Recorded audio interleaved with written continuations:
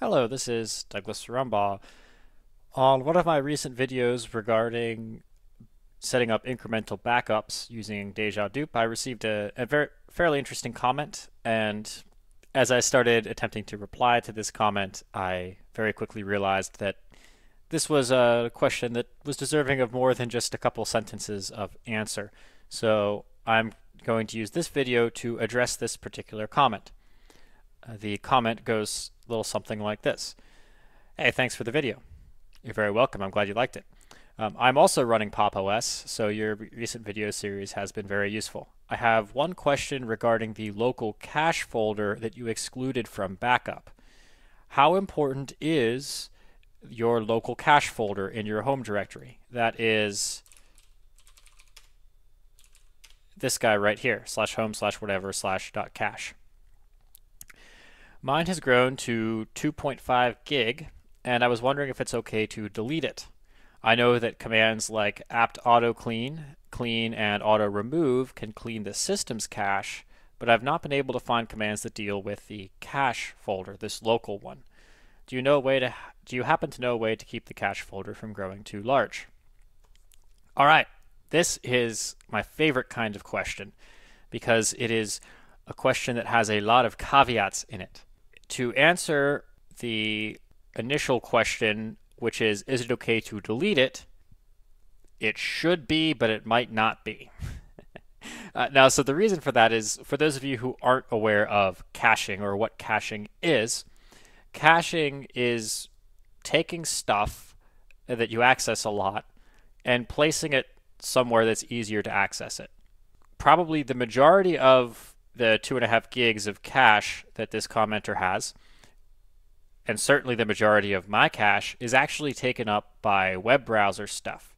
So your cache on your web browser basically stores locally commonly accessed websites and elements of commonly accessed websites, so that when you go to load up the website, it loads faster because rather than pulling the entire contents of the website off of the internet, you have some of it stored locally so you can readily access it.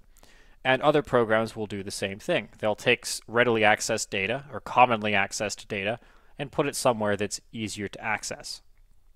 What this means is that in principle, you should be able to delete a cache without any problems whatsoever, because if the application can't find the data in the cache, then it should go and obtain the data from the usual place.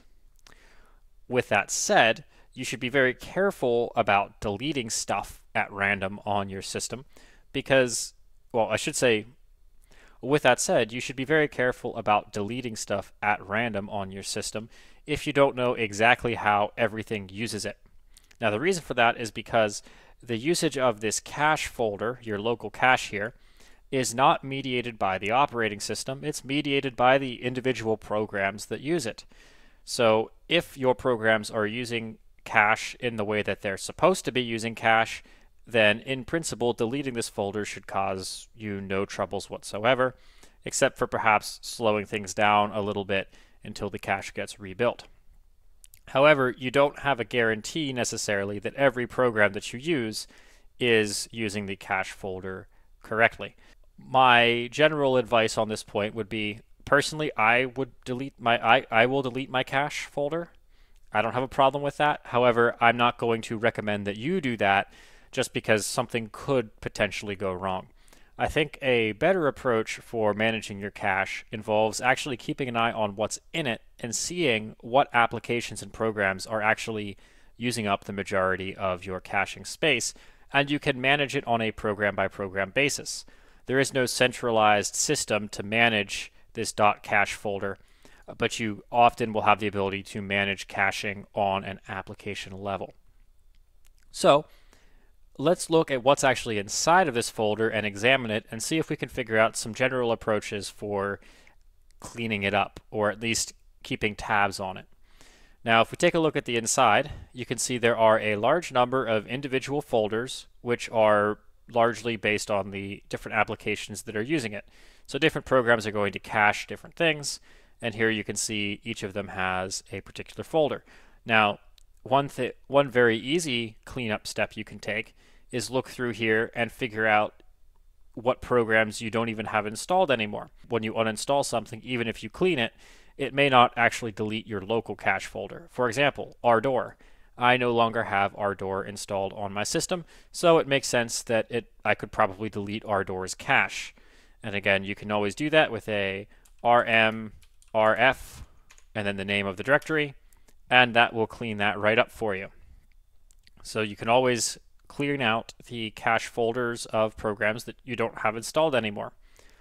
Now, beyond that, it's also perhaps worthwhile to take a look at, say, how big these folders are. Now, there's a pretty easy way to do this. The du command, estimate file space usage, will scan directories and tell you how big the stuff inside of them is. However, we're going to need to give it a few options, or specifically one option, to make this easy. Because if I just run du, it's going to look at every single folder inside of my cache folder, including all of the subdirectories, and tell me how big those are, which is perhaps not as useful.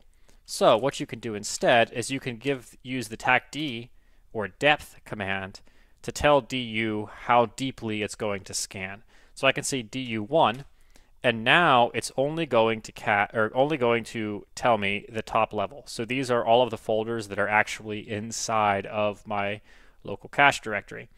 And if you don't like bytes, you can put an H option on here and say tacd1, and that will put the stuff in a more human readable form. Now, if you want to easily determine what the biggest folders are, so what applications are eating up the majority of your cache, what you can do is take the human readable flag off and just do this. And now you can take the output of du and pipe it into the sort command. If you give it the n flag, that will tell it to treat the data as numeric, so we'll sort based on numbers. Notice I dropped the h command because this gives me just byte numbers that I can specify. So the n flag for sort is going to tell it to sort based on numeric values, and the k is going to tell you what column.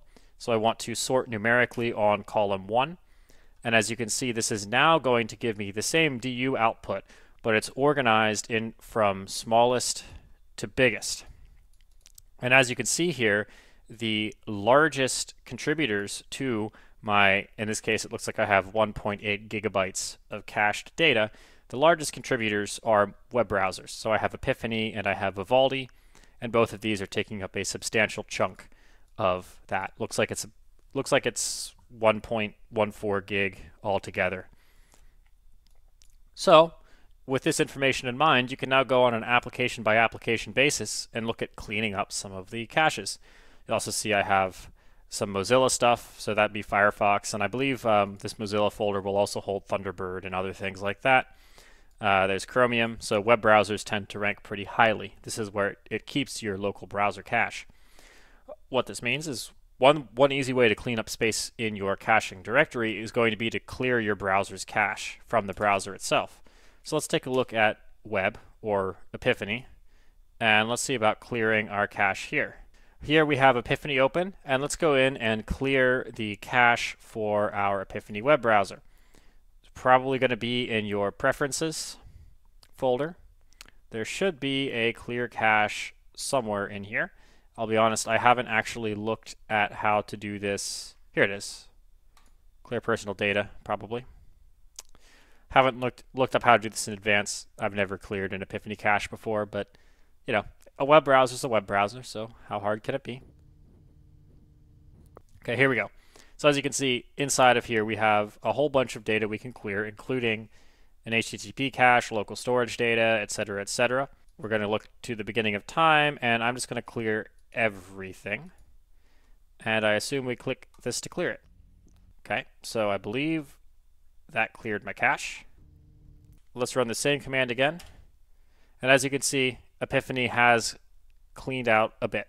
It's not completely gone, but that did reduce the amount of space by, or the amount of space taken up by, what's that, 15 down from 18, so like 300 megabytes-ish of space cleared just by clearing your browser cache. So that's one easy way to reclaim space, is to clear your browser cache. Beyond that, it's an application by application basis, and it is difficult to give particularly overarching and general advice of what to do in terms of keeping this thing clear. But you can play around with your different applications. As you can see, the majority of applications are not going to take up very much space in your caching directory. What really does it would be web browsers, and it looks like Wine also caches a lot of stuff between Wine and Winetricks here. That is your local cache directory and some general tips for keeping it clean. You can delete it and it should work, but no promises. It's much better, I think, to manage it on an application by application basis. But in any case, you're definitely safe to leave this off of your system backups, as I suggested that you do before. So I hope that you found this interesting, and I also hope that I sufficiently answered the question that was posed. A bit of a caveated, lengthy answer, but such things often are. Thanks for watching, and I will see you in the next one.